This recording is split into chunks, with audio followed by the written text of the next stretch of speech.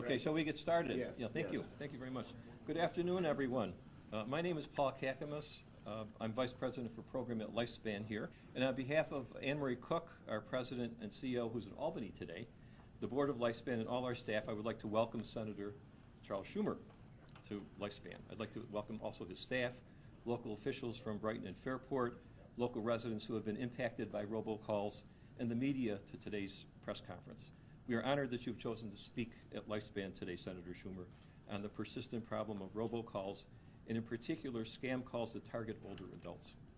A typical one is the Social Security scam that is unfortunately very prevalent these days. This one is especially insidious because it targets vulnerable older adults and preys upon their fears of losing a major and sometimes the only source of income for many older Americans. I myself sometimes get these calls multiple times a day.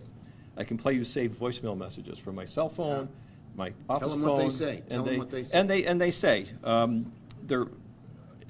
they impersonate Social Security administration agents who threaten to suspend my Social Security number or take away my benefits if I don't contact If you don't them send immediately. them money. Well, if you contact them, then they ask you to send money. Right. Right. Those who fall prey to the scheme run the risk of losing money as well as having vital personal information stolen, which can then be sold or used for other illegal purposes. Lifespan has been in the business of combating fraud, scams, and ID theft that target older adults for nearly 20 years, so we welcome Senator Schumer as an ally and applaud your efforts to support the fight to keep older adults free from these annoying and predatory calls. Thank you very much. Thank you, and thanks for the good job you did, Lifespan. Thank you. Why don't you just come around me? It's much better. We're all together instead of lined up. This is not a police lineup of any sort. Well, not yet. Not yet. Great. Okay, well, thank you, everybody, and it's great to be here. First, I want to welcome our guests. We have our Bill Maley, our great, I think he is the tallest town supervisor in the state of New York, center of the Brighton basketball team. I mentioned to people, I yesterday spoke at Nazareth graduation, and I told them was anyone there? No. Okay. You didn't have someone graduating from Nazareth. But I mentioned that I was on the James Madison basketball team, and our team's motto was, we may be small, but we're slow. But in any case, we want to thank Supervisor Maley for coming, and we also have our Fairport Mayor, Julie Domeretz is here as well. So thank you both for coming. And we have some of our special guests. We have Mark Henderson, who's the police chief of Brighton, and Samuel Farina, who's the police chief of Fairport, who's going to tell a very interesting story about robocalls in a few minutes. And we are joined by people who, we are joined by a whole lot of Lifespan employees. Raise your hands, Lifespan employees, who do a great, great job. When Lifespan was just really getting moving, I became good friends with Fran Weisberg and helped her out a lot at the early days. You didn't have such a nice headquarters as this in those days, and she's done a great job for you, as have all the officials here, as has Art and Jody and Paul, and Lita King is here. Lita, where are you? I'm right behind you. Ah, that's there, okay. And Karen Nowicki, who is right behind me as well. Now, they're Lifespan workers, but they've also been subject to these calls. And then we have a couple of local residents, just average folks. We have Melissa Panisse, a mother of two from the town of Perrington. We have Beverly Goodell. Goodell? Yes. Hi. That's your, is that your? She gets the calls. Are you related to Roger Goodell? No. No. Okay. Well, when we next go, I go to Buffalo Bills training practice here, and next time we come, I'm going to bring you and say you're a Goodell. I worked. Truth be told, I was an intern for Senator Charles Goodell. He was the senator from Jamestown in the Southern Tier. He's a Republican senator, a very fine man, and I worked for him. And I got to know Roger, and that's how we kept the Bills in Buffalo, with working with Roger, excuse me. And we also have Steve Gretz, who's the pastor of a wonderful church, the Greece Baptist Church. And guess where it is? In Greece. Okay, all right. So enough of my silly jokes, because what we're here to talk about is not a laughing matter. and that is robocalls.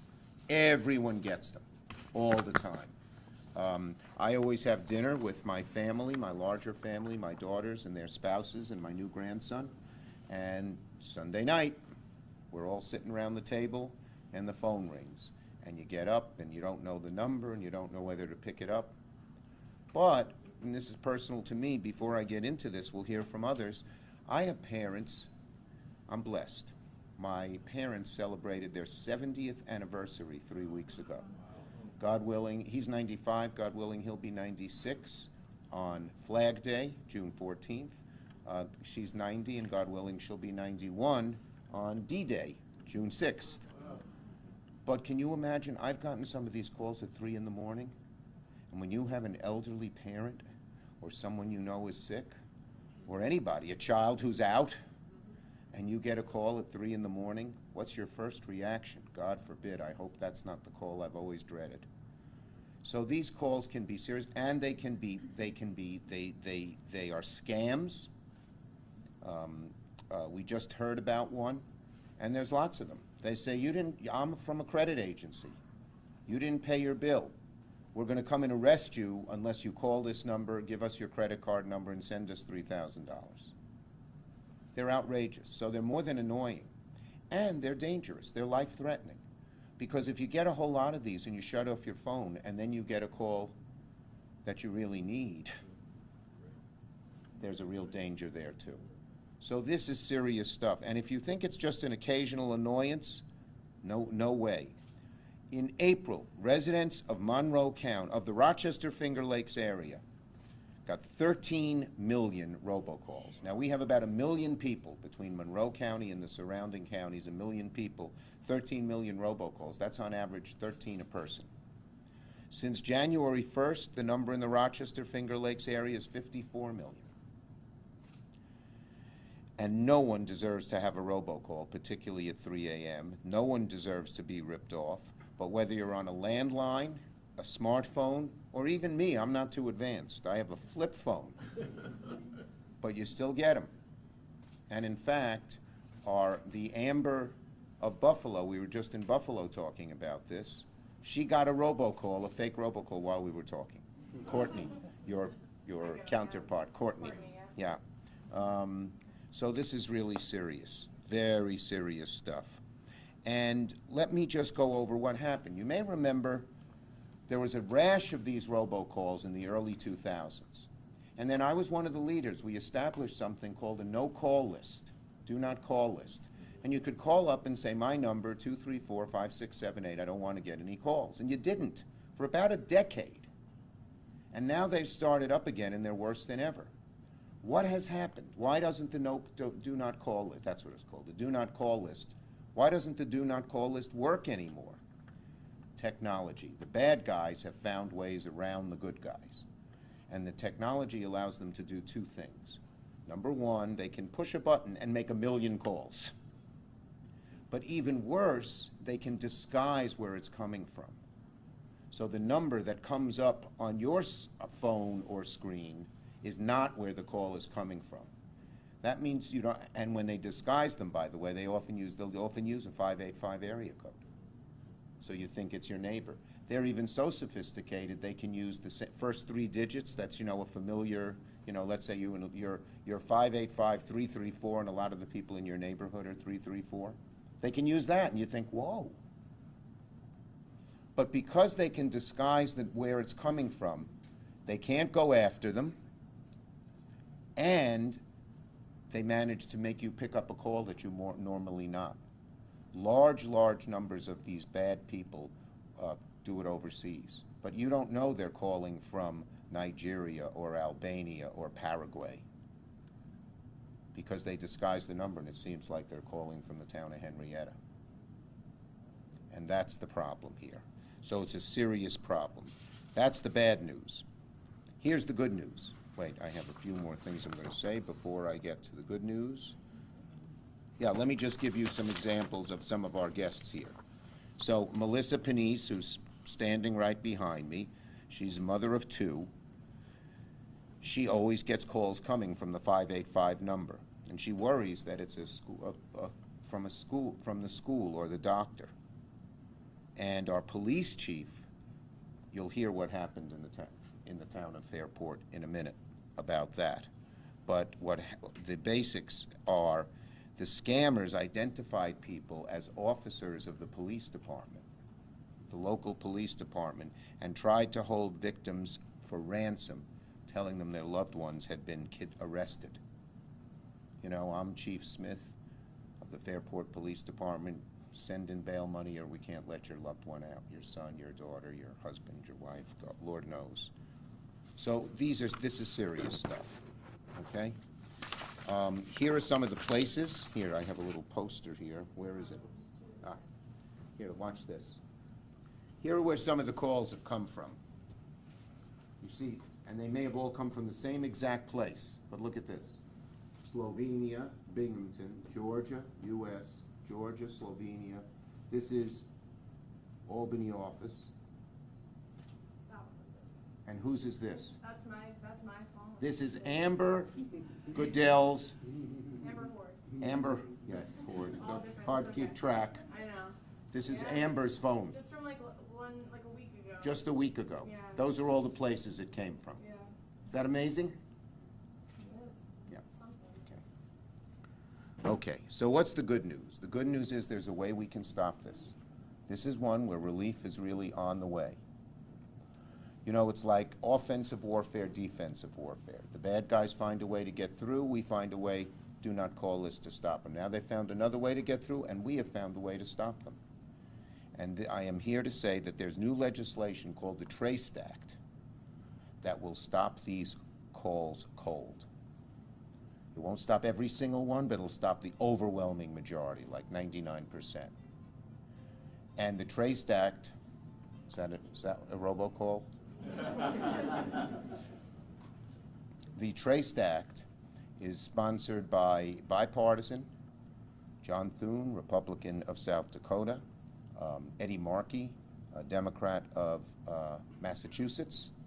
They're the lead sponsors, but I have promised, using my clout as minority leader, to get this on the floor of the Senate this summer, and it will stop them. Now, how does it stop them? There are 4 ways. The 4th is the most important. But the first, they increase the penalty to $10,000 a call. So if you make 1,000 calls, you're going to be bankrupt for your whole life. Second, they raise the statute of limitations so they can go back 3 years and find these people. Third, this is for the future, they get all the agencies that are the experts on this, including the FCC, the Defense Department, DARPA, to come together and figure out how they're going to get around the next way we stop them, to stop them in advance. But the most important thing that is done is this. There is now a new technology called caller authentication technology. And no matter how they spoof it, that's what they're doing. They're spoofing it when they use new numbers to get through to you, fake numbers, and try to do it through another phone. No matter how they spoof it, it goes back to the original number, and the common carrier, the Verizon or the AT&T, can stop it because it's not from the original number. They'll know the spoofer. And second, we can find out who they are and go after them. This authentication really works. And guess what? Verizon has already implemented it. So you say, why, if I have Verizon, do I get all these robocalls? Because they can get into the network through any single one of the carriers. So even if one carrier, I'm not saying, I don't know what their status is, but whatever the new, what's the RT&E in the old days? What do they call them now? They keep getting Frontier. Even if Frontier has it, if the neighboring phone company in Binghamton doesn't have it, they can get in through Binghamton and get in through Frontier. So the law says every common carrier has to have the call authentication technology or they lose their license. So every single one will join, and then we will be able to stop this cold. What's the timetable? Because I know our friends in the press may ask us this. The timetable is we hope to pass it this summer. It should be on the books by Labor Day. and it'll take a month or two to implement it for all the carriers. So we should certainly be way before Christmas. This should be a Christmas gift, hopefully. Okay? So that's what we're trying to do. And now let me first call on Chief Farina, who will tell you the tale of woe from Fairport. Chief. Thank you, Senator. Thank you. Appreciate it.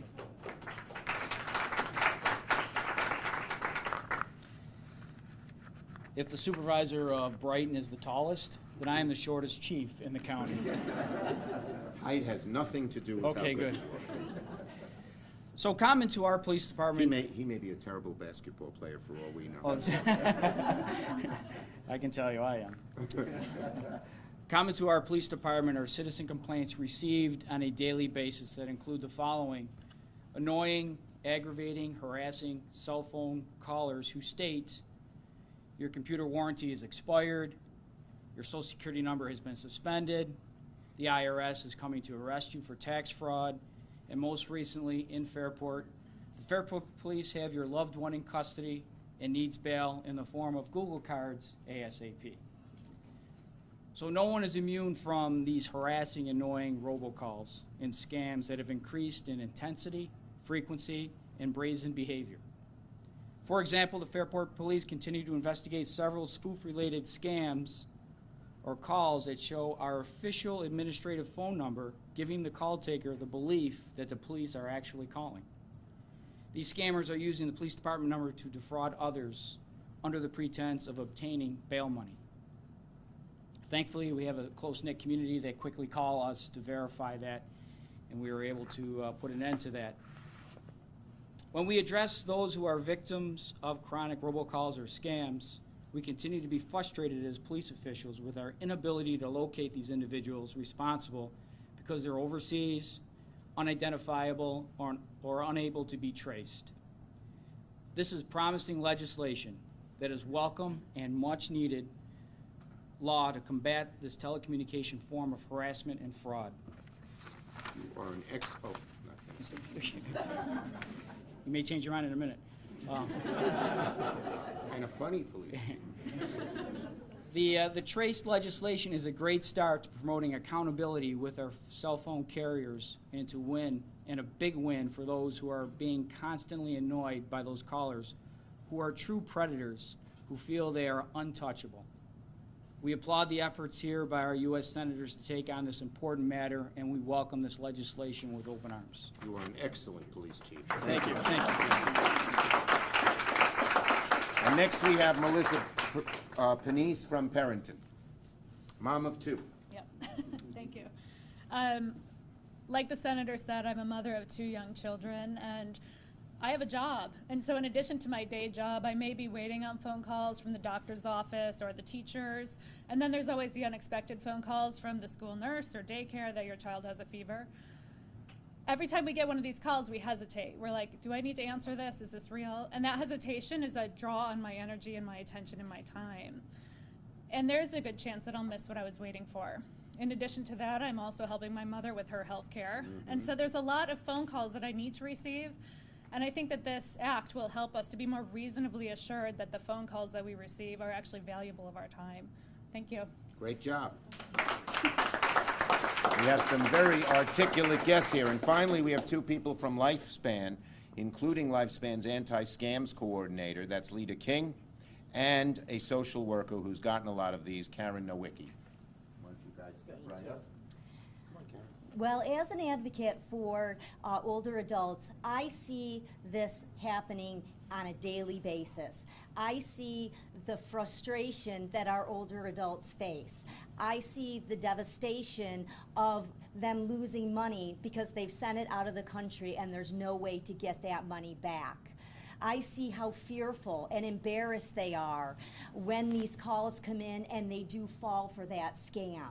Because these scammers use fear tactics, they're tricked into giving personal information.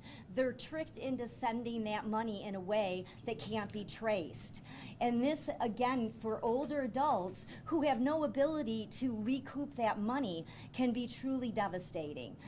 So this legislation is just, we're so looking forward to it, and we thank you, sir. Thank you very much. so much. Thank you very much.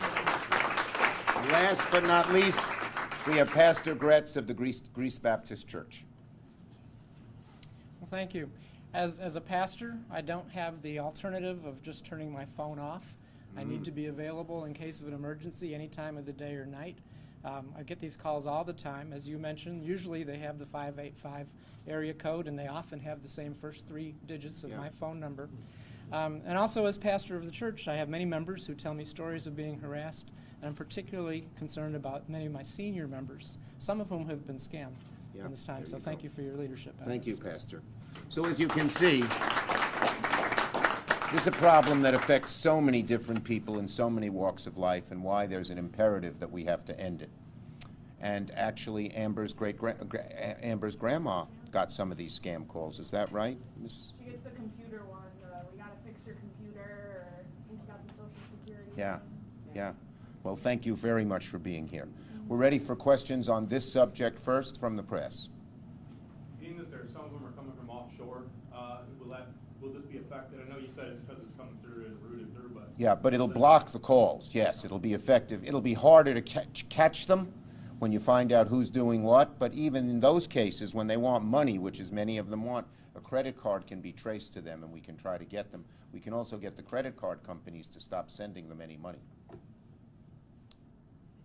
Yes. You gave a number earlier, 99%. You're confident that this law would really have that drastic Yes, of certainly certainly for several years. Now, I can't tell you that the scammers won't try to find a way around it, but the third part of our Trace Act has all of our experts getting together, figuring out what they're going to figure out and try to block them ahead of time.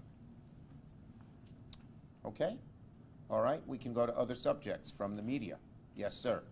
And Spectrum News always has the most questions. I just want you to know. I was curious on your thoughts on on tariffs when it comes to the tensions between the trade war between China and Yes. the U.S. right now. I was just wondering what your stance was. Well, look, let me say this. First, China's gotten away with so much over the last 20 years. There are literally hundreds of thousands of jobs here in the Rochester Finger Lakes area that have been stolen by China not playing fair, and billions of dollars out of people's pockets. So going after China is a good thing. Where I disagree with the president, he has a tariff war with everybody. Canada, that hurts our local farmers who sell their dairy products into Canada. Mexico, Europe, we should focus all of our energies on China. And that would, I think China would have come to their knees already if that happened, and certainly would now. Senator, there's a large amount of soybean produced here in western New York. That also would affect the export to China. What are your thoughts as far as that? Well, again, China is going to keep taking advantage of us across the board. So getting strong with them is important. It's just doing it in the right way that makes the most difference. What about those farmers, though? Should they be subsidies towards those farmers? Or? There are plans to have subsidies for those farmers. The soybean farmers, there are some here in the Rochester area, shouldn't be paying the price when we go after China. What is the right way to go about it? Well, I think, as I said, don't have a tariff war against the whole world, but go after China, and go after them in a whole variety of different ways, including this way. Okay? Other questions? Yes, sir. Senator, is this for many older adults who have landlines still? Is this legislation not just for cell phones, but also for It's landlines? for landlines, cell phones, iPhones, and, as I mentioned, Flip phones. flip phones, or everything. Thank you. Because it's not what the phone is, it's the carrier that sends it through, whether it's wireless or through fiber. One more question on the carriers. Are they playing ball with? Yes, that's the interesting thing. On this one, Verizon used the call authentication technology already. But then what the bad guys do is they go in through another phone company and can get through to Verizon. So you got to have everyone do it. And the legislation, as I mentioned, the penalty is you lose your license if you don't put in the call authentication. It works. We know it works. Okay? Well, thank you, everybody, and have a great, great later spring and summer, and we hope this is the last day of cold, bad weather for the spring. Thank you.